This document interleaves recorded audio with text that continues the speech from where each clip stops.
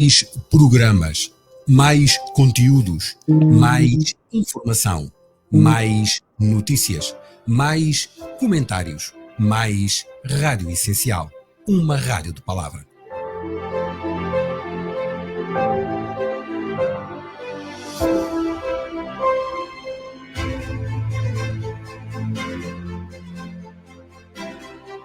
O resumo da semana no programa Dias Andados com Sueli de Melo.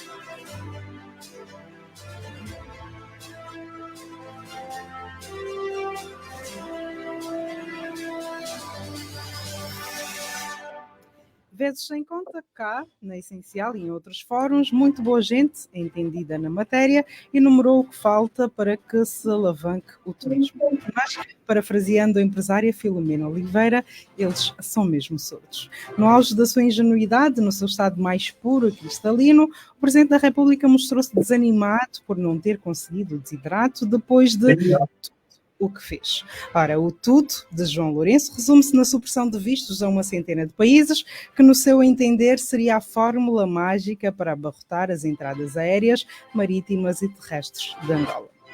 Nem a larga experiência como viajador implacável e ajuda a perceber o que de facto os turistas procuram ou esperam não encontrar num país. Por isso, depois de 7 anos, depois de juntar, arrepender-se e separar o turismo da cultura e do ambiente, depois de 6 ministros, depois de ter descoberto o turismo das picadas, da lama e da poeira, depois do Planatur, que, ao que tudo indica, caiu do céu, só agora resolveu pedir um diagnóstico ao novo ministro, que, coitado, também ele parece ter caído de paraquedas. Com a isenção de vistos, ao desembarcar em Angola, os turistas são recebidos com paisagens exuberantes e uma rica diversidade cultural. No entanto, por trás da fachada de beleza natural e hospitalidade, escondem-se desafios que têm minado o potencial turístico do país. Desafios esses, subejamente conhecidos por todos que insistem em fingir não entender, porque é preciso mexer, entre muitas questões, onde lhes dói o calo. Por cá, já o dissemos variedíssimas vezes e não vamos repeti-lo. Deixemos essa tarefa para quem foi incumbido. Que a tarefa se estende igualmente ao setor da saúde, que claramente precisa de um diagnóstico profundo, apesar de a Ministra da Saúde já ter sentenciado que somos sortudos por termos um Presidente da República tão preocupado com a humanização da saúde e com a população de modo geral. Tal como no turismo, o Presidente achou que com a isenção de vistos estava o caminho feito para os desafios que se impõem, também na saúde, João Lourenço acha que basta a construção de hospitais para os angolanos darem e venderem saúde. O chefe de Estado escolheu o Dia da Paz para inaugurar 2 novos edifícios do Hospital Militar e prometeu a construção e inauguração de outros 5 hospitais. No entanto, nada impede que as infraestruturas XPTO, com material de ponta, os angolanos continuem a morrer aos montes, que médicos fiquem de mãos atadas pela falta de material gastável, que muita gente não tem acesso aos cuidados primários de saúde, que ao mínimo sinal de dor de dente os dirigentes, desde o chefe de Estado à Ministra da Saúde, cuculem para o estrangeiro. Ai de nós, se não tivéssemos um presidente tão preocupado com a humanização da saúde. Na terra dos contrastes e desafios, em meio a uma complexa onda de insatisfação e revolta impulsionadas pela disparidade social e despesismo do governo, que culminou com a exigência do aumento do salário mínimo, as centrais sindicais voltaram a ser chamadas. Pela 7ª vez, os sindicalistas arrumaram as biquatas e rumaram ao Ministério da Administração Pública, Trabalho e Segurança Social para, pela 7ª vez, receberem uma mão cheia de nada. A falta de acesso aos alimentos básicos, a pobreza extrema, a desigualdade social, o rastro de sofrimento e desespero vão aguardar mais um pouco. Talvez a 8ª seja de vez. Enquanto não se cumprem na totalidade as promessas feitas desde 2017, aos angolanos resta continuarem com uma lágrima no canto do olho, como sugere o Cota Bunga.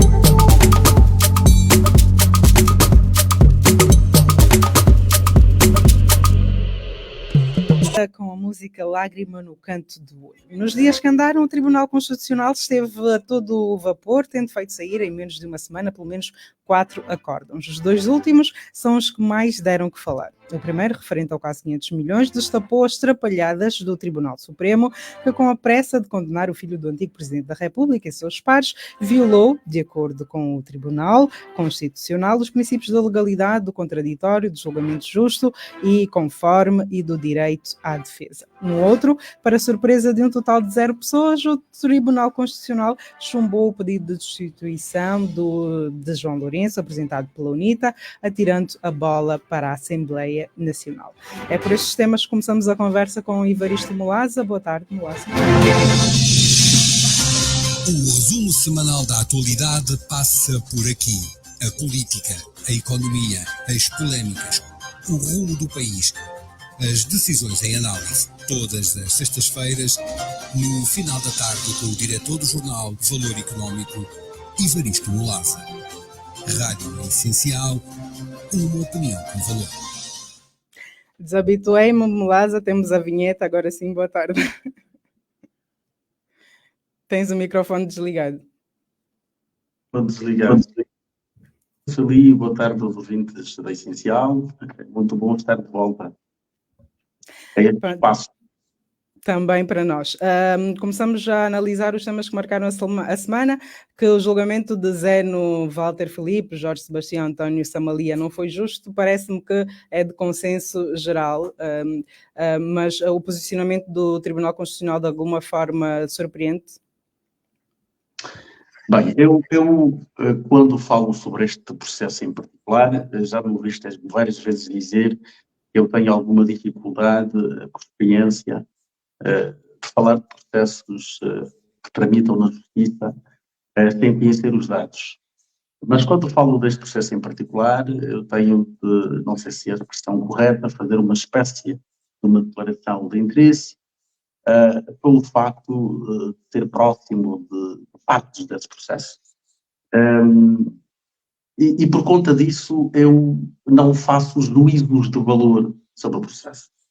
Eu faço comentários sobre os factos, aquilo que de resto, em princípio, é de domínio público. Faço comentários sobre as matérias que são versadas, nomeadamente nos acordos, como nós sabemos.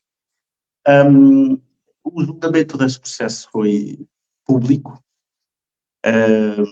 e eu lembro-me algumas vezes em conversa com alguns advogados desse processo, diziam que teria sido muito interessante se o mesmo tivesse sido transmitido pela televisão, por uma televisão qualquer ela que fosse, eventualmente a televisão pública, como aconteceu com o processo das dívidas ocultas em Moçambique.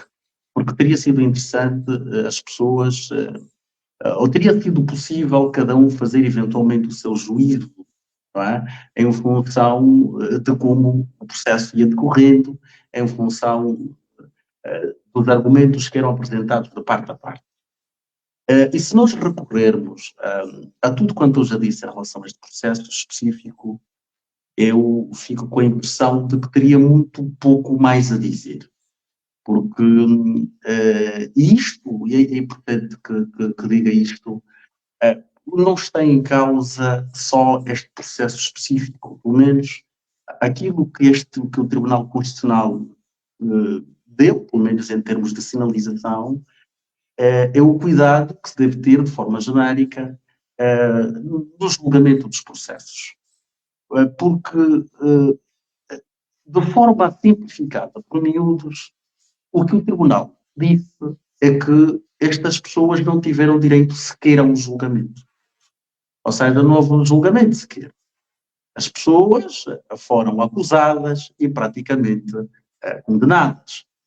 Porque quando o Tribunal diz que, o Tribunal Constitucional, no caso, diz que não se observaram princípios tão básicos para um processo, para um julgamento, como nomeadamente o princípio do contraditório, o direito à defesa, e quando o Tribunal faz referência ao princípio da legalidade, está no fundo a dizer que estas pessoas não foram, na verdade, não tiveram direito a um julgamento. nós podemos, no limite, levar a interpretação até este ponto. Não houve julgamento, simplesmente. Houve uma acusação e a outra instância decidiu simplesmente por condenar as pessoas. Não é? E eu não diria, não obstante o conhecimento que nós temos sobre o quão a justiça é tutelada em Angola, nomeadamente por quem manda, não é uma decisão completamente surpreendente. Porque todo o processo decorreu na expectativa de que, uma vez que terá sido superentendido pelos poderes, é que, eventualmente, o destino dos arguidos fosse outro, porque tratava de um processo essencialmente político. Mas eu digo que não me surpreendo, porque este processo tem características específicas. Eu repito que não estou a fazer juízo de valor. Tem características específicas. Porquê? Porque dos vários processos mediáticos que são conhecidos, este é daqueles em que, efetivamente, o próprio Estado, de certa forma, reconhece que não perdeu recursos, não perdeu dinheiro. Não é? Porque quer os 500 milhões que foram transferidos para a Inglaterra, quer os dinheiros, as custas relacionadas com os processos que decorreram, nomeadamente na Inglaterra, quer os dinheiros que haviam sido transferidos como valores pagos para a prestação de serviços, todos estes valores foram devolvidos ao Estado antes mesmo do início do processo judicial. Por isso é que eu digo que este processo tem algumas características diferentes. Mas, olhando e voltando para aquilo que foi o juízo do Tribunal Constitucional, eu digo que não me surpreendo, porque, de facto, quem teve a oportunidade de assistir ao julgamento não pode ter não pode ter tirado uma conclusão diferente. Não pode ter tirado uma conclusão diferente. Desde logo, quando se nega aos réus, aos arguidos, a possibilidade de ampla defesa, a possibilidade da defesa. Porque se é negada aos arguidos a possibilidade da defesa, coloca-se em causa naturalmente o princípio do julgamento justo. Portanto, a partir daí há muito pouco que se possa dizer, e basta nós olharmos para a fundamentação do Tribunal Constitucional, que de facto é bastante arrasadora, não é? É bastante arrasadora. Percebe-se que, efetivamente, que a grande questão que foi levantada para a descoberta da verdade material foi olimpicamente ignorada pelo Tribunal Supremo. E é nesse sentido que eu diria que com os veredictos da carta do antigo Presidente da República. Naturalmente, mas digo eu que está escrito não sei, eu li o acórdão todo, penso que as pessoas que leram esperam perceber o que eu estou a dizer. Portanto, é uma questão essencial que o Tribunal Constitucional levanta, porque, efetivamente, os réus não tiveram, efetivamente, direito à defesa no sentido amplo, ou esgotando os recursos que lhes eram permitidos nos termos da lei, como, naturalmente, era esperado. Portanto, não tiveram esta possibilidade. Por isso é que eu digo que, em parte, não obstante o contexto político em que nós vivemos, não me surpreende, porque, de facto, este processo subiu. Repito, eu estou a tentar ter algum cuidado para não fazer juízos de valor, mas o próprio Tribunal Constitucional acabou por fazer. Portanto, este processo acabou por subir com vícios muito graves, como o Tribunal Constitucional acabou. E repara que foram os 10 juízes, que é uma rara unanimidade em processos com estas características. Os 10 juízes disseram que isto é porque isto é a demonstração de que o processo estava tão mal feito, de tal ordem, que de facto os juízes do Tribunal Constitucional não viram outra saída senão efetivamente tomarem a decisão tomada. Essa decisão tomada pelo Tribunal Constitucional de alguma forma deixa cair por terra a ideia de que os tribunais são instrumentalizados, ou de facto não havia como contornar esta decisão? Sueli, esta pergunta é extremamente ingrata, sobretudo relacionada ao processo em si e colocada no contexto político em que nós vivemos. Eu não deixaria de dizer, e continuo com a minha convicção, de que os tribunais, a justiça em Angola, de uma forma geral, é tutelada pelo Poder Executivo. Sabe? Isso não há... Por quem manda? Eu prefiro... O Poder Executivo parece uma expressão muito abstrata, não é? Implica, parece que é um todo, um conjunto, mas efetivamente tutelada por quem manda. Eu penso que nós não temos... O normal não seria haver uma decisão diferente? Mas é preciso termos em conta... Mas é preciso termos em conta o seguinte, a realidade política angolana tem que ser percebida nas suas complexidades. Portanto, é um regime com as características que nós sabemos, e estes regimes, isso não acontece só em Angola, também muitas vezes tendem a dar sinais, muitas vezes sinalizam que determinadas instituições, especialmente estas que estão sob permanente crivo, não é, da suspeita da sociedade, muitas vezes também, quando se revela, obviamente, as situações que se revelam oportunas, não é, também acabam por, de alguma maneira, aproveitar a oportunidade para sugerir que, efetivamente, os tribunais funcionam com independência e, em muitos casos, as decisões acabam por ser consequentes. Isso não quer dizer necessariamente que o regime tenha mudado, ou que a natureza do regime tenha mudado. Isso acontece, não é só em Angola, em muitos regimes com as características do nosso, muitas vezes isso acontece. Tá? Aproveitam-se, às vezes, determinadas oportunidades para determinados processos que são excessivamente óbvios, diria eu, e acabam, no fundo, instâncias como esta, por tomarem decisões que são efetivamente consequentes. Mas isso não quer dizer que a natureza do controlo, que a natureza do regime efetivamente tenha mudado.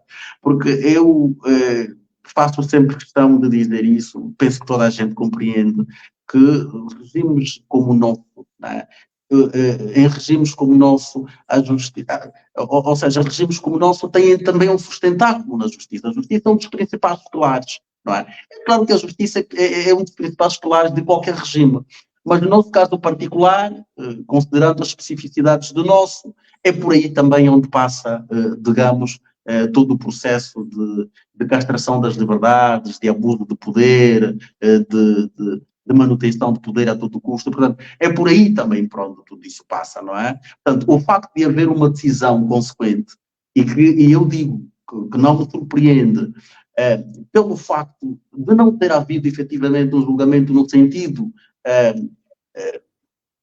literal, no sentido do rigor, digamos, do termo, não é uma decisão que seja de todo surpreendente. Mas é uma realidade que, julgo eu, se vive em muitos outros casos mediáticos. Achas que vão ter o mesmo contorno ou este é um caso particular? Deixa-me que eu te dê um exemplo para tentar fazer-me perceber melhor relativamente a esse caso específico, e vou fazer um paralelo com o teu caso. Muitos desses casos mediáticos recorreram à figura de José Eduardo dos Santos para declarar ou para testemunhar. E tu tiveste uma situação muito interessante, por exemplo, com o caso do antigo ministro da Comunicação Social e diretor do GRECIMA, o Manuel Rabelais. A resposta que José Eduardo dos Santos dá em relação ao caso de Manuel Rabelais foi aceite logo de primeira pelo tribunal. Porquê? Porque não era uma resposta, digamos, suficientemente favorável para o réu, se assim podemos dizer. Porque José Eduardo dos Santos atribuía responsabilidades ao então um dos seus homens direitos, um dos seus braços direitos, o general Hélder Vieira Dias Copelipa. Portanto, no fundo, o chefe diz, olha, sobre este assunto eu quase que não sei nada, mas pronto, se querem esclarecimentos, eu remeto, chamem o general Copelipa, que ele há de explicar sobre isto. Ora, foi uma resposta que de certa forma agradou, foi ao encontro daquilo que era a expectativa do tribunal. No caso do processo dos 500 milhões, a resposta de José Eduardo dos Santos desfaz todo o processo. Desfaz todo, faz com que não exista processo sequer. E simplesmente o Tribunal acabou por ignorar a resposta, como acabamos por ouvir a confirmação do Tribunal Constitucional. Por isso é que eu dizia aqui há bocado que em regimes como o nosso, nós não podemos olhar para as coisas com precipitação, não é? Porque um sinal positivo não significa necessariamente, ou a ocorrência de um processo consequente e justo, uma decisão justa num processo, não significa necessariamente que altere, digamos, o paradigma da coisa. Não é? Não significa necessariamente isto. Porque cada coisa é uma coisa, cada processo é um processo. Porque as pessoas que detêm o poder em realidades como a nossa fazem leituras também circunstanciais. Não é? O que é que interessa agora, o que é que interessa amanhã, o que é que interessa depois. Estamos perante um processo. E esta é uma das coisas que eu... O que é que interessaria agora? Eu não sei. Agora, o que eu sei é que necessariamente quem tem o poder faz leituras. E aquilo que eu sei também, e o Tribunal Constitucional veio confirmá-lo, é que em relação a este processo foram cometidas efetivamente, mas atrocidades de tal maneira que o Tribunal Constitucional fala em violação do princípio da legalidade. O Tribunal Constitucional fala em sonegação da justiça. Né? Fala num julgamento, ou seja, fala num não julgamento. Quer dizer, quando as coisas estão colocadas a este nível, e por muito que nós compreendamos o controle político que existe sobre a justiça, é compreensível que surjam decisões consequentes como esta. É compreensível. O Tribunal Constitucional fala em várias irregularidades. Como é que se não explica? São irregularidades, são violações. É preciso violações da Constituição. Porque essa coisa da irregularidade é um bocado atenuante, é um bocado generosa, não é? Mas como é que se pode explicar que o Tribunal Supremo tivesse cometido tantas violações? Porque, repare, o Tribunal Supremo anda sob uma suspeição muito grande de uma forma geral da sociedade. É uma espécie de um instrumento político que tem sido usado pelo poder para atingir vários objetivos. Quer para a sua própria afirmação, como nós vimos desde o princípio, quer para, eventualmente, combater determinados adversários ou determinados inimigos. Portanto, nós vimos claramente o Tribunal Supremo a ser transformado no conjunto dos tribunais superiores. Foi aquele que, digamos, mais exposto ficou perante, digamos, a tutela do poder político. Portanto, isto, penso que esta leitura é mais ou menos consensual.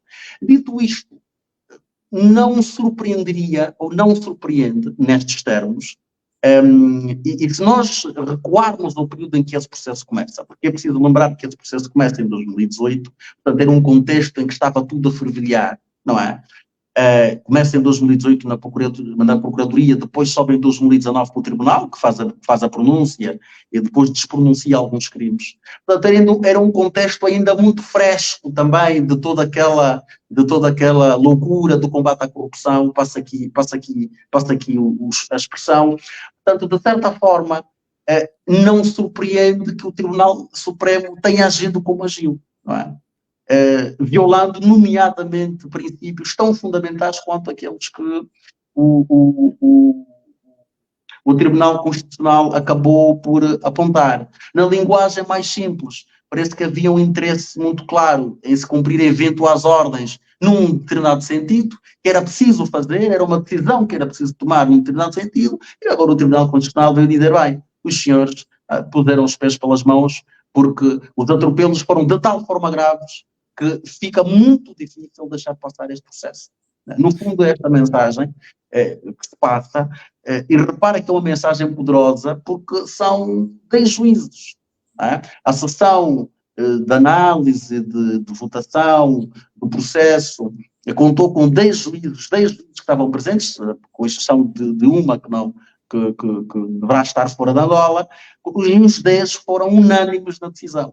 Não é? Quer no primeiro momento, quer no segundo momento da especialidade. Portanto, isto, no fundo, pode haver aqui também algum sinal do Tribunal Constitucional, no sentido de que meus camaradas dos tribunais comuns tentem fazer as coisas com algum cuidado, porque quando os atropelos são excessivamente graves, podem ser indefensáveis aqui. Podem ser indefensáveis. E para que possamos perceber, em termos práticos, quais são os efeitos dessa decisão? Não, sabes que os efeitos dessa decisão, ainda há uma discussão técnica à volta daquilo que poderão ser os efeitos dessa decisão, porque o Tribunal Constitucional, com alguma generosidade, remeteu os autos em instância, portanto, de onde saiu o processo.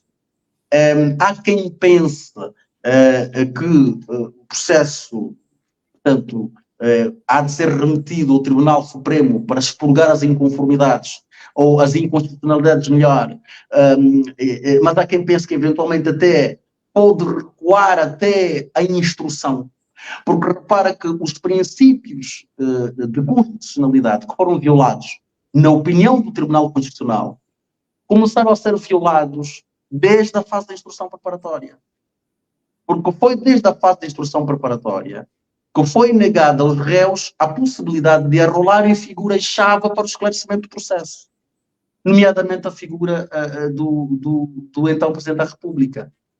Porque a defesa dos réus, particularmente de Walter Filipe, insistiu desde a fase da instrução que José Eduardo dos Santos fosse ouvido.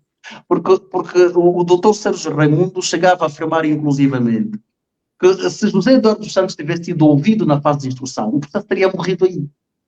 Ora, se o Tribunal Constitucional diz que devem ser expurgadas as inconstitucionalidades, e considerando que estas inconstitucionalidades, nos termos do acórdão do Tribunal Constitucional, começaram na fase de instrução, eventualmente o Tribunal Supremo poderá receber os autos e remetê-los à instrução. Agora, quer sejam remetidos para o Tribunal Supremo, quer o Tribunal Supremo depois remeta, por sua vez, à instrução, não é possível que se siga um caminho diferente que não passe pelo arquivamento do processo. Mas essa decisão do Tribunal Constitucional significa necessariamente que os réus são inocentes? Para já, o Tribunal anula o processo, basicamente, apesar daquele formalismo.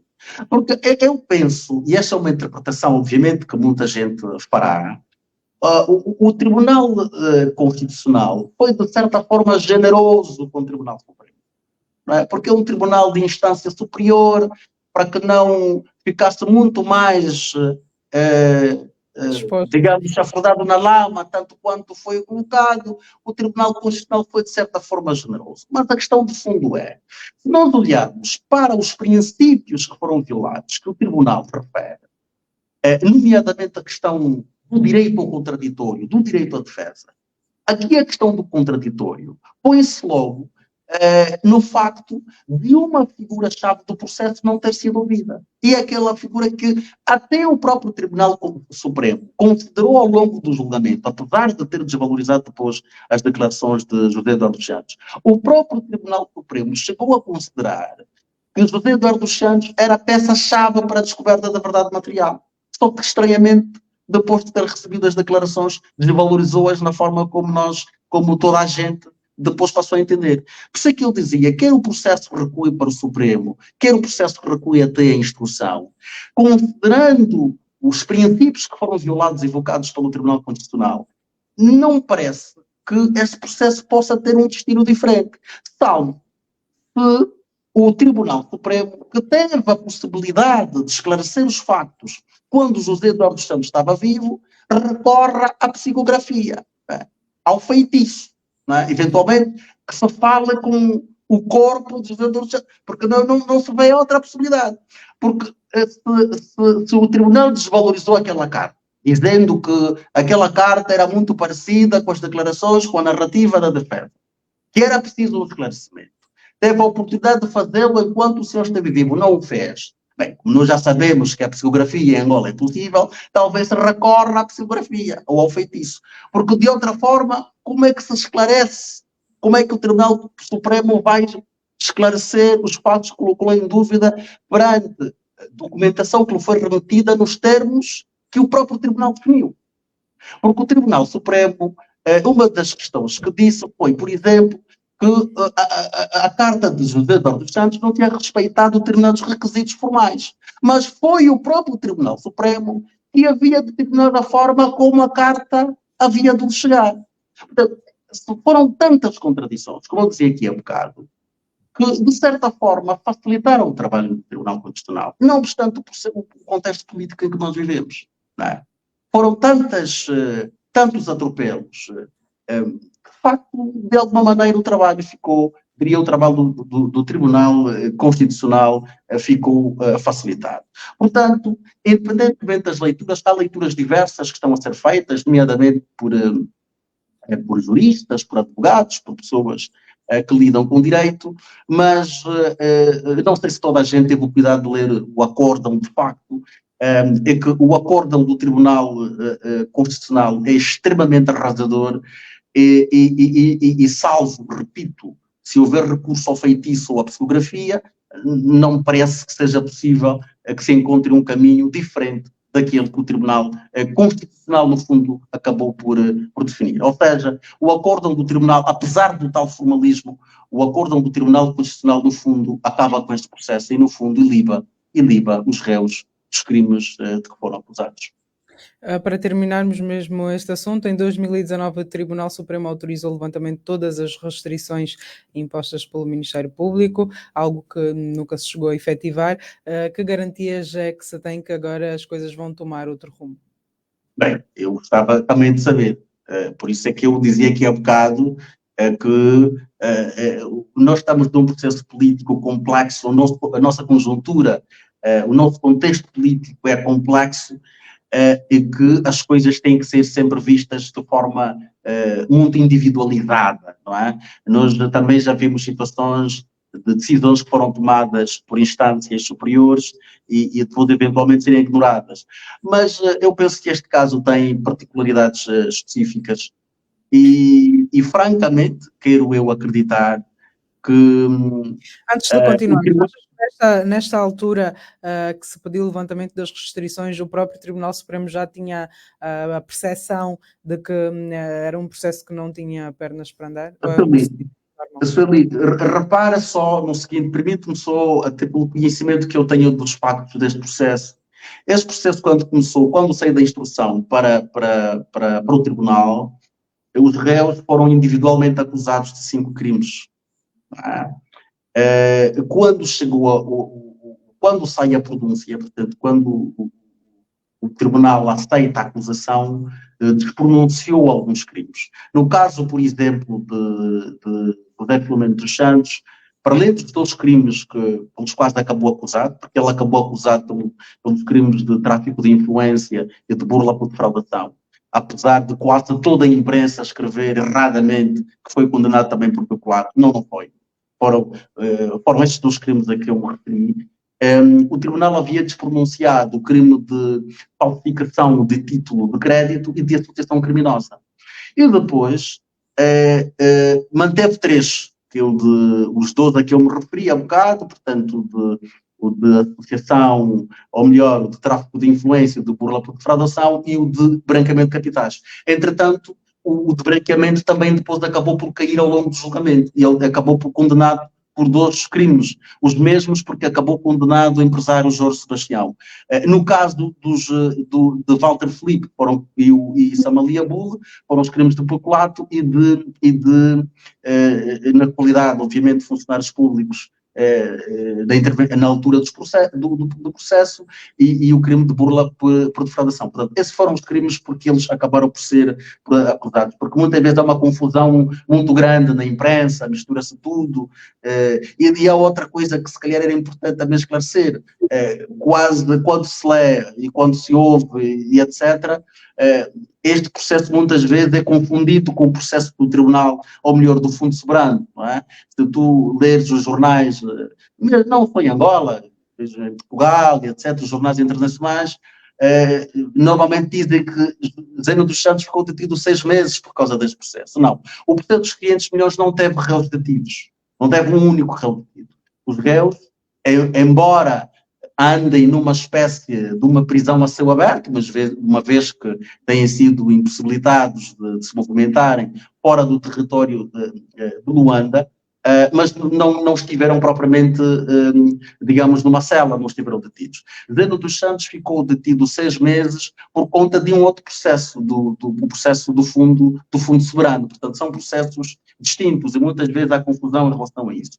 Mas, como eu dizia, portanto, fazendo aqui um bocado o percurso do processo, quando chegou ao tribunal, o tribunal despronunciou os crimes que acabou por despronunciar e deixou, portanto, os dois pelos quais cada um dos arguidos, no fundo, cada um acabou, no fundo, acusado. Não é? Era só importante fazer aqui esse esclarecimento, porque eu sinto que muitas vezes há uma certa confusão, mesmo dos jornalistas, e de uma forma geral, não só em Angola como fora, os textos vêm com muita confusão e com muita mistura de factos, mas é preciso fazer essa distinção relativamente àquilo que são os factos concretos. Não é? Mas não respondeste à pergunta. Se faz-me o favor de repetir. O tribunal, eram 2 perguntas, uma estavas a responder e eu acabei por interromper-te. No Tribunal Supremo orientou que se levantassem as restrições, não se fez, que garantias é que se tem que agora vai seguir um rumo diferente? Bem, eu quero acreditar que após o acórdão do Tribunal Constitucional, fica muito difícil para as outras instâncias, mesmo até o Tribunal Supremo, que é uma instância superior, simplesmente ignorar uma decisão tão contundente quanto aquela. Eu quero acreditar nisso, porque eu quero acreditar que aquele acórdão acarreta consigo mensagens também, de certa forma, poderosas. E é preciso ter em conta, e esse é o aspecto que eu queria referir, que mesmo a nível do Tribunal Supremo, este processo subiu para o TC sem consenso. Porque, a quando da votação no plenário, houve um empate técnico de 4-4. Ou seja, dos 8 juízes que julgaram o processo no plenário, 4 não concordaram com a decisão que acabou por prevalecer. Isto não deixa de ser uma demonstração clara de que, de facto, mesmo no Tribunal Supremo, o processo já foi amplamente contestado. O processo só subiu na forma como subiu para o Constitucional, porque o Presidente Supremo, na altura, fez recurso a um expediente que nem sequer estava previsto legalmente e votou 2 vezes para desempatar. Porque senão o processo, porventura, nem tinha subido, nem circunstâncias como subiu para o Tribunal Constitucional. Então, repara, se até a nível do Tribunal Supremo o processo dividiu o Tribunal, no Tribunal Constitucional vem um acórdão absolutamente arrasador e coloca em causa princípios fundamentais como o da legalidade, como o da ausência do contraditório. Eu penso que o Tribunal Supremo faria uma figura muito pior do que aquela que já fez até agora, se não agisse em conformidade, obviamente, os termos portanto, que o Tribunal Constitucional decidiu. De modo que eu quero acreditar que não parece haver, ao contrário do passado, porque repara, em 2019 as medidas de coação foram levantadas, todas as medidas de coação. Essa foi outra pergunta, lá em 2019 foram levantadas já um procedimento normal ou nesta altura o próprio Tribunal tinha percebido de que era um nado morto? Repara, porventura não, até porque se tivesse percebido talvez não tivesse tomado a decisão que tomou, porque a sentença só saiu em 2020 e as medidas de coação foram levantadas em 2019, só que estranhamente o próprio Tribunal não as cumpriu. Só que eram contextos diferentes. Porquê? Porque uma coisa era o contexto, embora tenha sido uma violação, é preciso que se diga isso, não deixou de ser uma violação, porque o próprio Tribunal que levantou as medidas fez questão de não criar condições para que essas medidas possam ser efetivadas. Isso por um lado. O Ministério Público que tutela a ação penal e que tem a responsabilidade de fiscalizar a legalidade, também não interveio para que esta legalidade fosse reposta. Uma decisão tomada pelo próprio Tribunal Supremo, que é, eu não diria estranho, porque senão estaria a ser contraditório, portanto, o que é consequente com provavelmente os propósitos que existiam na altura, mas, como dizia, os contextos são diferentes, porque na altura, tendo havido a violação, os réus ainda estavam à espera de julgamento. Tendo havido violação, os réus estavam à espera de julgamento. Então, de certa forma, o Tribunal Supremo, de alguma maneira, ainda que de forma ilegal, agarrou-se nisso. Só que desta vez há um acórdão de um tribunal que é irrecorrível que faz o acórdão do Tribunal Supremo. Portanto, os contextos mudam completamente. Por isso é muito mais difícil, quero eu, do ponto de vista teórico e até mesmo prático, o Tribunal Supremo simplesmente ignorar as determinações do Tribunal Constitucional. Portanto, quero eu acreditar que esta alteração de contextos, esta alteração de circunstâncias e de factos, deixará o Tribunal, ou esta alteração, deixará o Tribunal Supremo de uma situação... mais 4 anos. Não, esse que eu digo, não me parece que seja o caso, porque eu acho que essa alteração de circunstâncias deixará o Tribunal Supremo numa situação pior do que aquela em que se encontrava, ou pior do que aquela que o Tribunal Constitucional descreveu, se não cumprir a determinação do Tribunal Constitucional. E repito, o cumprimento desta determinação, que passe por expurgar as inconstitucionalidades, pressupõe no fundo a anulação do processo, porque o Tribunal Constitucional diz que faltou o contraditório, faltou um julgamento justo, faltou dar-se a possibilidade de os réus fazerem recurso aos instrumentos que tinham disponíveis nos termos da lei. O Tribunal Supremo não permitiu isso. Não é? E repito, não queria voltar a dizer isso, mas quando o senhor estava vivo não quiseram esclarecer os factos, agora só com recurso à psicografia ou ao feitiço. 18h15, vamos avançar para outro tema, ainda sobre o Tribunal Constitucional. Esta semana também tomamos conhecimento que o Tribunal, em relação ao pedido de destituição do Presidente da República, não anuiu o pedido da UNITA. Pode-se dizer que era uma decisão já esperada pela maioria dos angolanos, com exceção talvez da UNITA.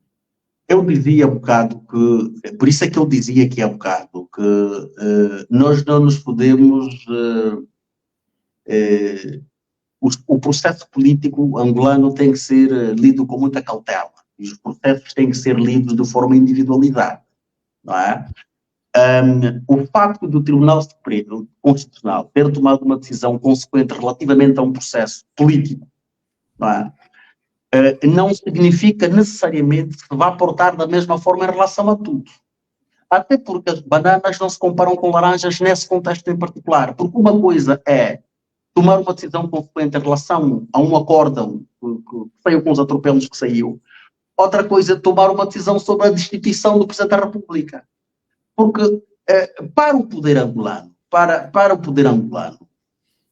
a iniciativa da UNITA é uma espécie, ou seja, a efetivação da iniciativa da UNITA equivale a uma espécie de golpe de Estado. Por isso é que nós não podemos comparar as coisas. Tá? Cada coisa tem o seu valor, não é? Tem as suas especificidades, tem a sua importância e tem o seu interesse para quem tem o comando do poder. Mas dito isto, e eu tive a oportunidade de ler o acórdão do Tribunal Constitucional relativamente a esta matéria, o que se põe essencialmente é que há uma interpretação divergente entre a UNITA, o Parlamento, a Assembleia Nacional e o Tribunal Constitucional, sendo que no caso o Tribunal Constitucional dá razão à Assembleia Nacional. E esta divergência centra-se essencialmente no seguinte: a UNITA entende que, nos termos da Constituição, o processo na Assembleia Nacional decorre apenas em 2 fases, em 2 momentos. A Assembleia Nacional entende que não, que são 3 momentos. O Tribunal Constitucional também entende que são 3 momentos. A questão, do fundo, é esta. A UNITA diz que há uma norma do regimento do Tribunal, da Assembleia Nacional que é inconstitucional, porque dá poderes à Assembleia Nacional que a Constituição não dá, que é o tal poder de criação da tal comissão eventual. Não é? Portanto, no fundo, a Assembleia Nacional criou um poder próprio, no fundo, basicamente, em termos resumidos, para se perceber aqui o que é da questão. A UNITA diz, no fundo, que a Assembleia Nacional se arroga de poderes que a Constituição não lhe dá. E na contra-argumentação, nos argumentos que a Assembleia Nacional envia ao Tribunal Constitucional, a Assembleia diz não. A Constituição diz, nomeadamente no artigo 160, que nós, a Assembleia Nacional, podemos criar competências próprias para nos reger aqui a nossa vida em relação aos processos que tramitam aqui dentro. Portanto, a questão essencial é esta. E nesta da criação... A Assembleia e o Tribunal Constitucional têm razão? Eu não vou, Sueli, eu vou com toda a humildade, até porque eu não sou jurista, eu estou a comentar, vamos lá dizer, as questões do fundo e os factos, na forma como eles se apresentam, mas com alguma humildade eu tenho dificuldade em perceber quem tem razão. Eu tenho dificuldade em perceber quem tem razão, explico muito rapidamente. A Constituição estabelece que a iniciativa de destituição compete à Assembleia Nacional. E a iniciativa, a proposta, pode ser de 1/3 dos deputados, mas a iniciativa compete à Assembleia. O que é que a UNITA pensa? Como é que a UNITA interpreta? Ora, uma vez que a iniciativa é de 1/3, nós, UNITA, fizemos a nossa proposta e essa proposta tinha de ir imediatamente à votação. Ou seja, a Assembleia Nacional não devia ter competências para criar uma comissão eventual para decidir se a proposta vai ou não à votação. São duas fases. Nós apresentamos a proposta, a Assembleia Nacional recebe e ao receber a proposta passa a ser da Assembleia e submete à votação do plenário. Agora, é verdade que o plenário pode recusar a proposta, porque a proposta tem de ser votada, tem de ser aprovada, uma deliberação, por uma maioria de 2/3 dos deputados em efetividade de funções. Não é? Portanto, a UNITA entende esses dois momentos. Mas a Assembleia diz não. Porque a Constituição nos dá a prerrogativa de criarmos, em termos das leis, do ponto de vista da lei orgânica, do regimento interno, criar os nossos próprios procedimentos. E porque a iniciativa compete à Assembleia Nacional, então é preciso criar uma comissão que elabore um relatório de fundamentação. O que é que isto quer dizer? O que é que este problema levanta? Porventura, esta disputa cria um precedente para que numa futura revisão constitucional esta questão seja o mais especificada possível. Porque o que acontece é que há uma espécie, cria-se uma espécie de uma margem, não é? Para que cada um interprete a sua maneira e aparentemente cada um tem razão. Porque repara que a UNITA pede a tal fiscalização abstrata, excessiva da norma, porque acha que aquela norma é inconstitucional. E a interpretação do Tribunal vai ao encontro da interpretação da Assembleia Nacional. Ora, não, porque repara que isso é uma discussão sobre normas. Não, são mesmo 3 momentos. Porque se a iniciativa compete à Assembleia, então tem de ser a Assembleia. Portanto, há um primeiro momento em que a proposta é apresentada, depois é preciso que a Assembleia assuma e elabore um relatório, e depois esse relatório vai à votação. Ora, então estamos aqui, um diz que tem 2 momentos, outro diz 3 momentos. Estás a concordar que a Assembleia e o Tribunal têm razão? Não, eu não estou a concordar que tenha razão. O que eu estou a dizer é que, porventura, há aqui uma situação de ambiguidade que tem de ser resolvida numa futura revisão constitucional. Porque, efetivamente, o que a UNITA diz faz sentido também. Porque a UNITA diz que a lei-mãe não fixa não fixa um terceiro momento, ou não estabelece um terceiro momento, não fala sobre a criação da comissão eventual. A criação da comissão eventual decorreu das competências próprias que a Assembleia Nacional se atribuiu no quadro do seu regulamento interno, que segundo a Assembleia Nacional tem competências para o fazer porque a Constituição assim o permite, nos termos do artigo 160. O que me parece aqui haver, repito, é uma situação de ambiguidade que levanta naturalmente um problema que terá de ser resolvido, penso eu, numa futura revisão constitucional. Agora, isto é o problema da discussão das normas. Outra coisa são os pactos, que a UNITA apontou como sendo os motivos para promover o processo. São duas coisas distintas.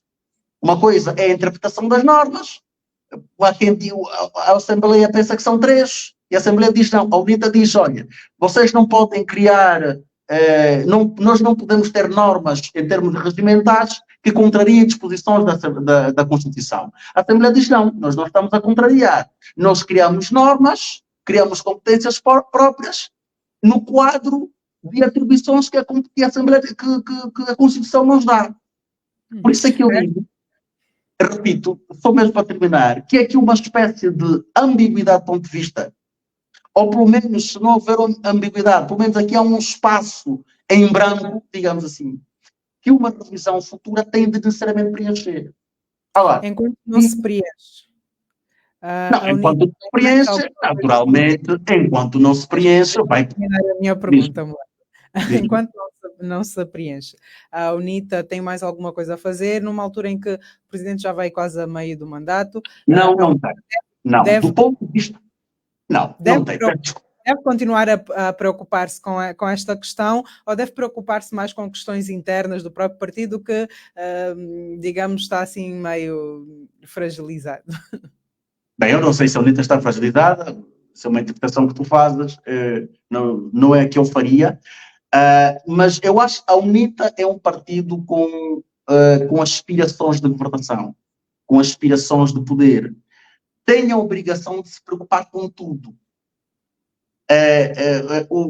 O facto, a necessidade que eventualmente tem de virar-se, de se virar para dentro, não é exonera das responsabilidades que tem de continuar a fazer a luta política externa, porque a UNITA é um partido com aspiração de poder. Não é? Portanto, não há aqui incompatibilidade entre o reforço de uma eventual agenda interna e a continuação da luta externa. Agora, tu me perguntas se pode continuar a fazer, se pode, o que é que a UNITA tem a ganhar? Bem, ou o que é que pode, não sei se a pergunta foi nesses termos. Bem, a UNITA pode continuar a lutar em termos institucionais para criar factos políticos. Porque um processo de destituição incomoda sempre, cria agenda política, desgasta a imagem do poder, é um instrumento de luta política. A UNITA pode continuar a fazer. Ao Tribunal Constitucional, qual seria, por exemplo, o próximo passo? Pode invocar, assim, o facto de ter criado um primeiro processo, a Constituição não proíbe que eventualmente venha criar outro, perante novos factos. Não é essa a proibição. Portanto, a UNITA pode decidir criar um novo processo, como eu digo, mas se tiver de correr tal como ocorreu o para primeiro... fazer agenda só para incomodar o poder, porque está claro mas Felipe, vamos dizer isso sem nenhuma, não precisamos ter, digamos, sei lá, algum recato para dizer isso. Não é possível, no contexto político angolano, não é possível combater um regime como o MPLA sem luta política. E a luta política faz com recurso a vários instrumentos, desde que sejam, naturalmente, os instrumentos legais, como é evidente. Só que há instrumentos legais que o poder acha que não, também não, que são ilegais, que estão normalizados em leis aprovadas pelo próprio poder, nomeadamente as manifestações. São uma ameaça, não é? À estabilidade, são uma ameaça à paz e são uma ameaça à segurança. Mas, como dizia, a UNITA não vai ter resultados do ponto de vista da luta nas instituições. Mas a UNITA pode continuar a incomodar o poder, porque é assim que se faz a luta política. Porque para derrubar um poder como o MPLA, que está enraizado como está, quase 50 anos no poder, é preciso muita luta política. E esta luta faz-se com recurso a vários instrumentos.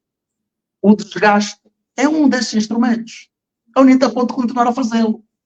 E atenção, não necessariamente só para irritar, ou só para desgastar, ou só para brincar. É que a UNITA tem fundamentos para o fazer. Por isso é que eu dizia que uma coisa é a interpretação da norma, ou das normas, outra coisa são os factos que a UNITA evoca. Os factos que a UNITA evoca não estão desprovidos de razão. Mas neste caso o Tribunal Constitucional deveria ter em conta estes factos que a UNITA invoca? Não, mas a coisa não funciona assim. Os processos não funcionam assim. Os processos têm procedimentos específicos que devem ser observados. Né? Tanto é assim que repara que a própria Constituição determina, para os casos de destituição de Presidente da República, que os dois tribunais superiores podem intervir.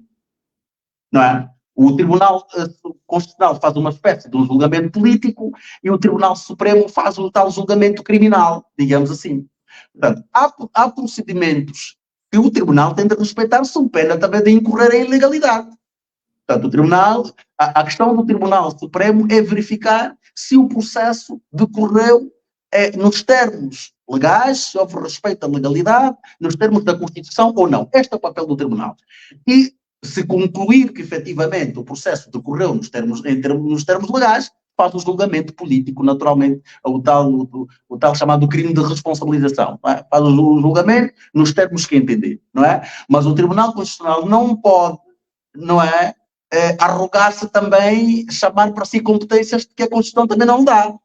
É preciso que os procedimentos prévios sejam observados para que depois a sua intervenção também seja naturalmente legal, sob pena de incorrer em ilegalidade. Agora, para terminar essa questão, repito, a UNITA, por um lado, pode continuar a fazer o combate político porque nada a impede de eventualmente mover um outro processo.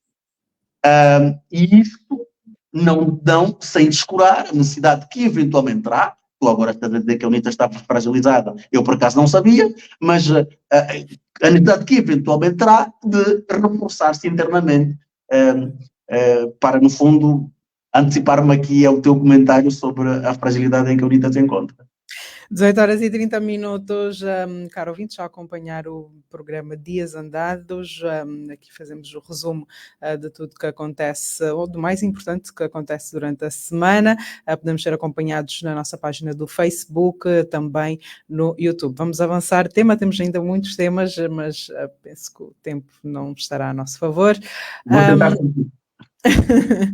Alguns meses depois do Presidente da República ter afirmado que a lama, os buracos, as picadas também podem ser explorados como potencialidades turísticas, solicitou esta semana um diagnóstico ao novo Ministro do Turismo, um diagnóstico ao setor para saber as razões de fundo que fazem com que Angola não atraia turistas.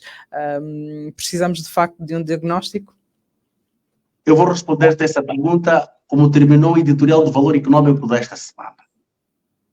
Isto não é uma brincadeira de mau gosto. Não é uma brincadeira de mau gosto. Tá? Quase 7 anos depois do poder, em que nos vem dizer que o turismo vai para o PIB, 7 anos depois, quase 7 anos, o Presidente vem pedir diagnóstico, não é uma brincadeira de mau gosto. Isso é incompetência e arrogância até. Tá? Porque é preciso ser-se arrogante para se dizer isso. É preciso haver espaço. É preciso que a pessoa se sinta suficientemente irresponsabilizável para dizer uma coisa como esta. Está a ver? Portanto, e isto leva-nos outra vez à questão do fundo. Porque é que se diz isso? Porque pode. E não há qualquer tipo de responsabilização. Porque isto é incompetência, é incapacidade. Estão amparadas naturalmente pelo poder de fogo, não é? E que são ignoradas pela resignação coletiva, como eu dizia aqui há um bocado, como termina o editorial do Valor Económico, porque isso está além do surreal. Não é possível. Quer dizer, o Presidente cumpriu o segundo mandato, está a cumprir o segundo, já está praticamente a meio do segundo mandato e está a dizer que é preciso fazer um diagnóstico. Ora, então quem esteve lá primeiro não fez diagnóstico? Então essas decisões que têm vindo a ser tomadas foram baseadas em quê? Quando se decidiu pela retirada dos vistos, então essas decisões todas... Não percebi? O Planatur, por exemplo? Mas o Planatur também foi elaborado sem o diagnóstico. Então, para se fazer um plano, não é preciso primeiro compreender os problemas para desenharmos soluções. Isto é um desnorte e é uma desgovernação total. Mas isto não é um caso isolado, naturalmente, quer dizer, isso é quase o conjunto de tudo. Não é? Porque, repare, a questão do turismo tem muito que se diga, e eu permito-me aqui a ter-me aqui num aspecto de natureza institucional. Como é que o Presidente quer atrair turistas se em 7 anos, em 6 anos de qualquer coisa, nomeia 5 pessoas para gerir? E nós sabemos, 6, não é? E nós sabemos como é que funciona a nossa cultura institucional da governação. Cada um que chega mais perto do que o outro. Quem saiu é burro, eu que cheguei sou mais perto do que o outro. Há sempre descontinuação de projetos. Todo mundo que chega diz que faz diagnóstico. Como é que o Presidente quer? E atenção, esta não é a questão do fundo, eu só estou aqui a tocar num aspecto que até é paralelo. Como é que o Presidente quer que o turismo avance, e ainda nas questões paralelas, no plano mais institucional, quando se entretém a nomear figuras que, por muito respeitadas que sejam, por muito bons técnicos ou técnicas que sejam, nas suas áreas de formação, nas respectivas áreas profissionais, não têm cadastro técnico, profissional ou académico da área para as quais são nomeadas estas figuras. O novo Ministro do Turismo é uma figura respeitada, penso eu, no mundo académico, mestre em Direito Administrativo, uma pessoa respeitada, é reconhecida, apesar de jovem, como um bom jurista, mas não se lhe reconhece nem curso académico, nem profissional, para gerir uma pasta. E, digamos, e num momento em que o próprio Presidente da República assume que é um momento crítico. Nós não estamos aqui a colocar em causa, até porque quem sou eu para o fazer, as competências das pessoas. Mas se nós estamos aqui a voltar a encanar a perna rara, como dizem os portugueses, e é preciso colocar um basta, então por que não se vai à procura do perfil mais adequado? E isto é só paralelo. O ministro Filipe Pessoal, que é uma pessoa respeitada no mundo académico, e que ele percebia de turismo e de ambiente, para gerir o turismo e o ambiente. O mesmo é aplicável em relação ao professor João Fortunato. O mesmo é aplicável em relação à jovem que lá esteve antes, a Jane Costa. Não está aqui em causa as competências das pessoas. As pessoas até serão muito boas nas respectivas áreas de formação, nas respectivas áreas profissionais. Mas se nós queremos trabalhar com seriedade, numa área que se elege como prioritária... Têm que ser técnicas nas áreas ou têm que estar rodeadas de pessoas que entendem da área?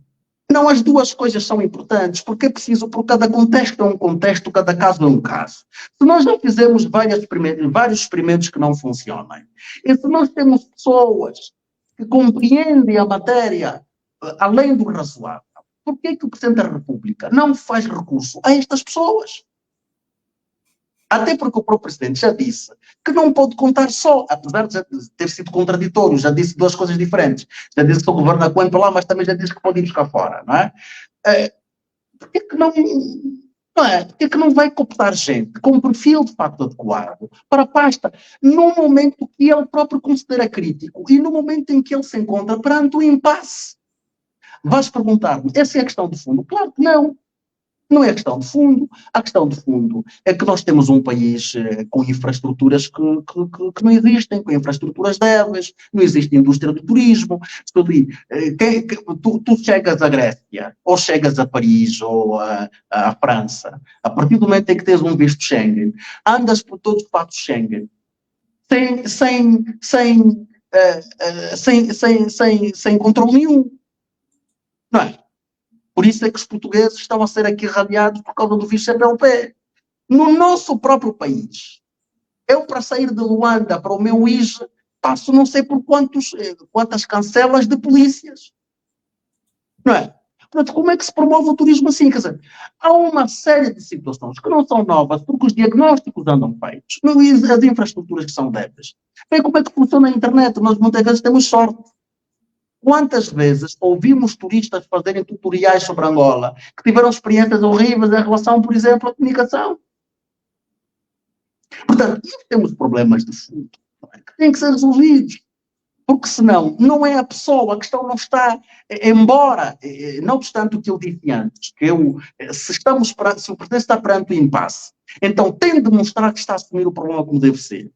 É importante que o perfil do gestor também seja mais compatível com a natureza dos problemas que são apresentados.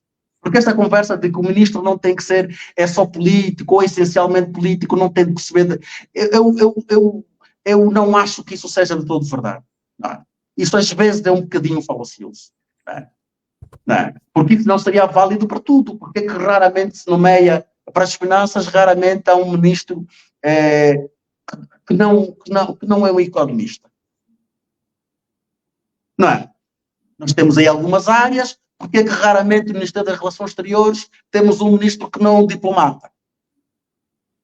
É porque se entende que efetivamente o mesmo poderia ser. Eu não estou a dizer que um jurista não poderia eventualmente gerir, mas tinha de ter cadastro eventualmente profissional, especialmente num contexto em que o presidente acha que tudo está a funcionar mal, então é importante que essa aposta também fosse consequente. Agora, entendo que esse não seja problema de fundo. O problema de fundo é o fundo em que o país se encontra. Não tem infraestruturas a todos os níveis. Nós continuamos a ter um Estado policial. As pessoas muitas vezes gostam de lembrar, não eu, muita gente lembra, que em Angola é quase proibido fazer fotografia na rua. São questões aparentemente paralelas, mas que quando todas elas no seu conjunto combinadas, explicam a razão porque nós não temos turismo. E fazer turismo em Angola, para quem sai, por exemplo, da Europa, para quem sai da Europa, é extremamente caro. E os turistas da Lama, segundo o presidente, devem representar 0,000,000,000,000,001% do conjunto da massa dos turistas que se move pelo mundo. Não. Portanto, esta aqui é a questão de fundo, quer dizer, andarmos em diagnósticos nessa fase do campeonato, por isso é que eu disse que isto não só a brincadeira, isto de facto é um bocado mais grave do que isso. Vamos avançar para outro tema, estamos mesmo a ficar sem tempo. Ontem comemoramos 22 anos de paz, este tema espero que seja muito sucinto. 22 anos depois, que Angola temos? Isso é muito ingrato, todos os anos depois de falar sobre isso. Esse programa existe há quanto tempo? Temos a mesma Angola do ano passado, não sei se talvez tenha um bocado pior. Temos uma Angola que não era Angola desejada, não é? Há uma narrativa do discurso oficial que insiste no investimento em infraestruturas que foram quebradas por causa da guerra, mas isto até já é muito novo, né? Já enjoa as pessoas. Olha, o Presidente da República, repara só as grandes curiosidades, não é? Nós tivemos agora, acho que ainda estão em Angola, não é? Mais de uma centena, não sei quantas centenas de jovens que foram chamados do exterior. Eu gostava de perguntar ao governo quanto custou aquela operação, né? Porque toda a gente obviamente se movimentou com dinheiro pago pelo governo, né? Foram buscá-los de todo lado para se sentarem primeiro com o senhor Norberto Garcia e depois com o senhor Presidente da República para lhes explicar, olha, estamos a fazer hospitais, estamos a fazer refinarias, quer dizer, olha lá a capacidade que este governo tem de gastar dinheiro público em banalidades, não é? Quer dizer, num contexto em que nós temos as classes profissionais do setor público todas a reclamar, praticamente todas. Aquelas que não reclamam não o fazem por medo. Os militares não vão à rua, a polícia não vai, não é porque andarão bem, é porque não podem fazer, não têm medo, porque são regidos por regras um bocadinho muito mais duras e têm medo, porque senão os militares, os polícias, tudo estava na rua. E é nesse contexto que se fretam aviões e coisas parecidas e paga-se tudo e mais alguma coisa para assim buscar gente, angolanos como nós, que aparentemente não têm lido, não é? Aquela história e buscar pessoas para dizer, olha, nós estamos a fazer refinarias, estamos a fazer hospitais, olha, estamos a fazer também pequenos, não fizemos só grandes. Estamos a fazer... Isto, como é que eu falo sobre isso? Isto é inefável, isto é incaracterizável. Para quem eventualmente saiu de Angola há muito tempo e não tinha o que tem hoje... Não, isto é brincadeira. Não, isto é brincadeira. Isso é brincadeira de muito mau gosto, está vendo? Não se pode, especialmente num contexto como este, não se pode gastar dinheiro público assim. Isso é brincadeira. Isso é muita brincadeira de mau gosto. Ninguém com juízo gasta dinheiro público assim. Não pode, isso não existe. Num contexto particular como este em que nos encontramos, não se pode gastar dinheiro público em banalidades como estas. Está a ver? Porque aquelas pessoas que aí foram não precisam de um presidente da República paternalista, que lhes diga, olha, não se esquece, olha, não percam a ligação com Angola, é importante. Visitem, vão ver como é que é o canal de CAF, né? É importante, vão lá ver. É uma pena que não sei. Quer dizer, Mandou dizer ao Conene, inclusive ao com todo o Norberto, respeito tem que um nós avião. temos, com todo o respeito que temos pelo presidente angolano, pelo nosso presidente da República, que alguém tem de dizer ao presidente que o presidente não pode comprar esse tipo de ideias. Não faz sentido. Porque esses angolanos vão para lá, a menos que sejam todos mentecaptos, o que eu não acredito, não é? Eles vão perceber que estão um país completamente, provavelmente pior do que aquele que eles deixaram. Dependendo da altura em que saíram de Angola, provavelmente muitos deles vão ver um país pior do que aquele que eles encontraram. Vão ver uma miséria, provavelmente, pior do que aquela que eles deixaram. Não é? Então, qual é a necessidade de gastar dinheiro público? As embaixadas andam a fazer o quê? Então, se for para isso, que digam aos seus embaixadores para recrutarem os angolanos que vivem nos respectivos países para passarem a mensagem. Não é? Se há necessidade há necessidade de falar com os cidadãos, os que estão no exterior também têm direito? Têm. Mas faz sentido num contexto como este, quer dizer, balúrdios de gastos para fazer uma conversa, quer dizer, da chacha. Faz sentido isso? Falando em conversa da chacha, o governo chamou mais uma vez os sindicalistas e mais uma vez sem uma proposta em cima da mesa, mais uma vez pela 7ª, não houve consenso. Vou outra vez vitimizar-me, não é? Essa ingratidão de me obrigares a falar sobre as mesmas coisas muitas vezes. Este problema não vai ter, não tem fim à vista e não se vai resolver.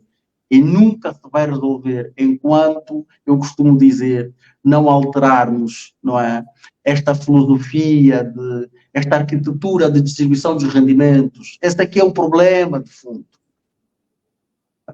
Porque enquanto o governo achar que os ministros podem ter não sei quantos funcionários sei lá, atribuídos, não sei quantas viaturas atribuídas, cada ano uma viatura, não sei, os deputados podem ter carros não sei de quantos milhões, e os hospitais podem ficar sem medicamentos. É a tal lógica de distribuição de rendimentos que privilegia o que está em cima e esbate, ignora, remete, reduz praticamente ao zero quem está em baixo. Não é? Olha, ainda dias e que a terra lhe seja leve, acabou por morrer o professor Seródio, ainda dias ouvia uma declaração dele absolutamente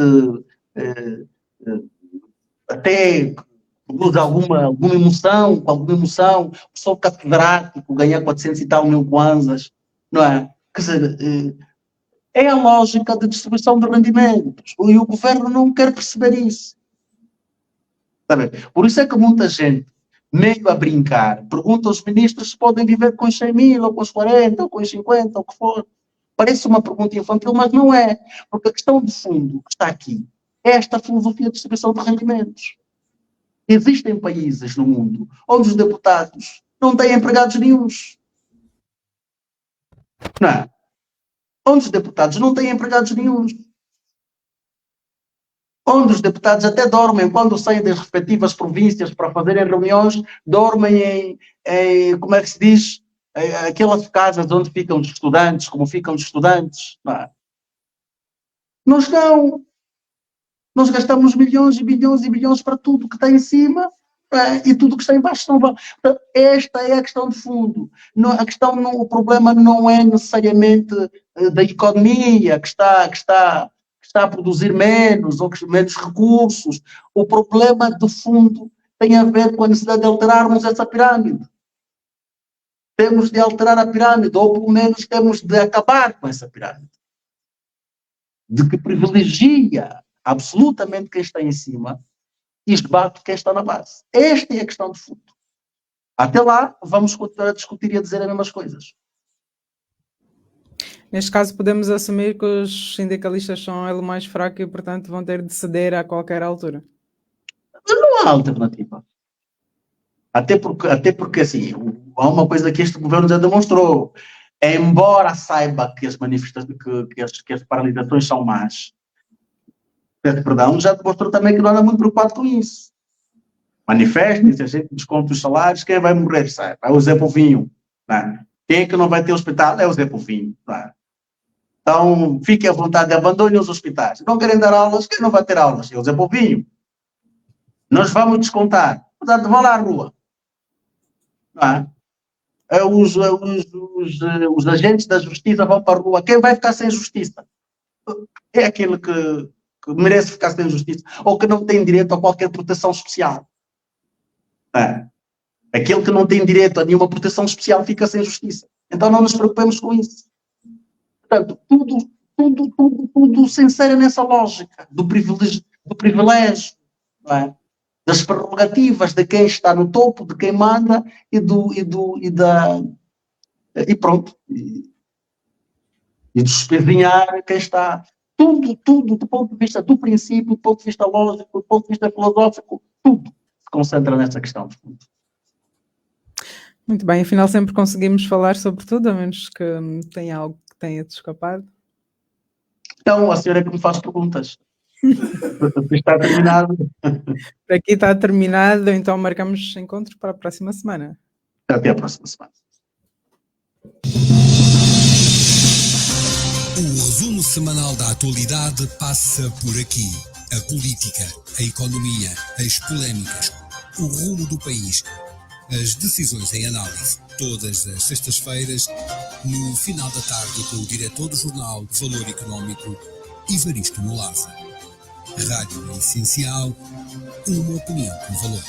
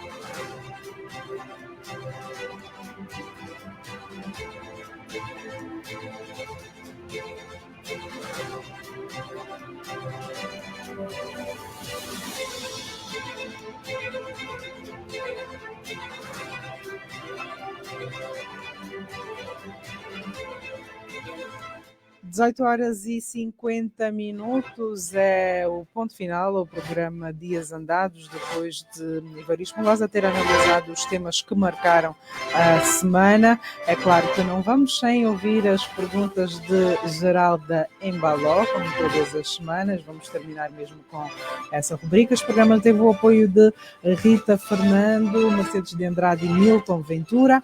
Nós voltamos a próxima semana. Até lá.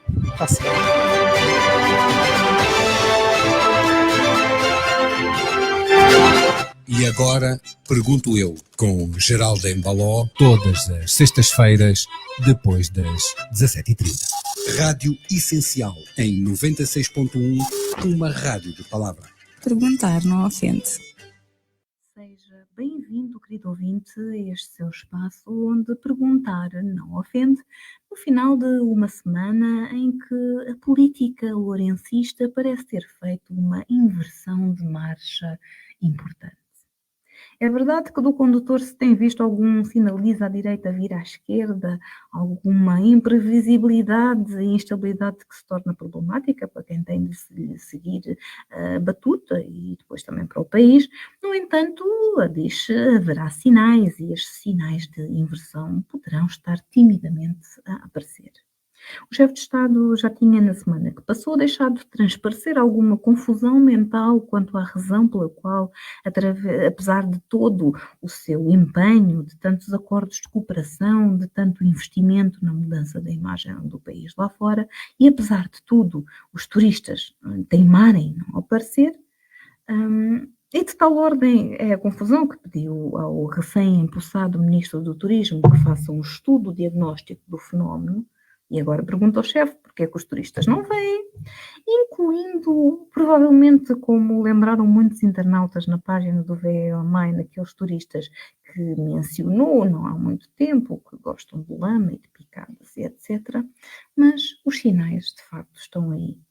Esta semana, esse reconhecimento desse desfazamento entre o trabalho que se orgulha de ter feito e os resultados objetivos desse trabalho voltou à tona a propósito do primeiro encontro com angolanos na diáspora, em que o chefe aproveitou para fazer uma reedição encurtada do discurso à nação, falando alongadamente dos hospitais, do aeroporto, do porto, do canal, enfim, de todos os investimentos de Estado e que quem ouvir pode confundir como sendo seus.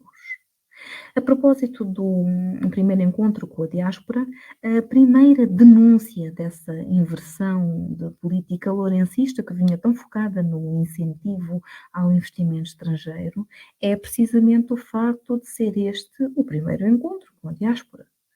É que o facto de ser o primeiro, desde que o chefe assumiu o posto em 2017, sinaliza que só ao cabo de 7 anos no poder, de milhentas viagens para falar com estrangeiros e pedir aos estrangeiros todo tipo de cooperação, é que o presidente se lembrou da importância da diáspora. De tal sorte que a atualidade esta semana andou, entre outras coisas, marcada pelo anúncio de uma linha de investimento para essa diáspora de mais de 150 milhões. Esse público, essa diáspora, interessa demasiado ao país que o chefe preside para ser relegado para tão baixo nas prioridades. E esse público interessa a nível financeiro, imediato, porque há países que têm, por exemplo, grande parte do seu financiamento oriundo da diáspora, através de remessas e de pagamentos de impostos, de espaços para reforma, etc., porque muitas pessoas planeiam voltar. Um exemplo disso mesmo é Cabo Verde, que contabiliza mais de 18% do PIB em remessas de cabo-verdianos na diáspora, que, apesar de estarem fora, mantêm um vínculo forte com o país. E já que agora falando em Cabo Verde, que nos pode dar umas lições em relações com a diáspora, esta semana foi noticiado também que o Cabo Verde ultrapassou a marca de 1 milhão de turistas, o que faz com que seja também bom professor noutras áreas, como o turismo, para ajudar a esclarecer a necessidade de diagnóstico do chefe, e a nível de governação, então, que em termos de transparência está a anos-luz, sendo que é considerado o segundo menos corrupto da África subsaariana e o 31º em 180 países, segundo a Transparência Internacional, uma ONG que faz um ranking sobre transparência. Mas voltando ao tema da diáspora, a diáspora é particularmente importante porque tem o potencial, tem a capacidade de mitigar substancialmente a fuga de cérebros de qualquer nação e neste momento a fuga de cérebros é um dos maiores desafios que o país enfrenta devido ao verdadeiro êxodo que temos assistido nos últimos anos. Inequivocamente, a diáspora tem pessoas com hábitos de trabalho que vale a pena importar e com formação e qualificação que fazem muita, muita falta ao país. E agora pergunto eu, porquê é que até agora o chefe não se lembrou de falar e, sobretudo, de ouvir a diáspora angolana lá fora? O presidente, durante o encontro, voltou a queixar-se de quem fala mal do país nas redes sociais, mas a verdade é que tentar travar a torrente de pessoal qualificado que foge do país apenas com queixumes acerca de deturpações é o mesmo que tentar travar a corrente do rio só com os dedos, a luz do sol com os dedos. A narrativa das pessoas mal intencionadas que falam mal do país e que mancham o país lá fora não tem qualquer efeito positivo e menos terá junto da diáspora que saiu do país, mas que mantém o vínculo, que mantém sempre algum contacto com familiares ou com amigos que ficaram no país. Se operações cosméticas para a mudança da imagem do país lá fora não chegam para atrair investimento externo, e não chegaram até agora, menos onde chegar para atrair os angolanos na diáspora que sabem bem o que se passa em casa. Essa insistência em diabolizar as críticas denota a insistência na surdez que tem sido o problema mais apontado, o defeito mais apontado de governação. Se o país estiver bom para os angolanos, eles serão os embaixadores dessa bonança com mais credenciais do que qualquer embaixador credenciado na Cidade Alta. Se o país estivesse bom, ou se pelo menos estivesse promissor, o efeito de contágio dessa esperança no futuro do país seria de tal forma forte que o movimento migrante seria inverso. Em vez de estarmos a ver a saída dos angolanos, os angolanos estariam de regresso ao país e com eles certamente investidores estrangeiros e o resto que o chefe andou tanto tempo a gastar milhões para atrair. Isso já aconteceu no passado. Pessoalmente sou produto da diáspora retornada ao país, inspirada pela promessa de desenvolvimento da nação, dos pais, dos avós, uma nação promissora e fértil, com tanto por fazer que só poderia ser feito pelos angolanos. Esse movimento de retorno da diáspora a casa, José Eduardo dos Santos conseguiu fazer, e é positivo que depois de 7 anos de governação, antes tarde que nunca, querido ouvinte, e são 7 anos continuamente em paz, João Lourenço finalmente começa a perceber a importância da diáspora e da necessidade da criação de programas que atraiam os angolanos no estrangeiro novamente para o país, porque são os angolanos que estão no país e os que venham de fora que vão investir no país em primeira mão. Se esses investirem, os estrangeiros virão por arrasto.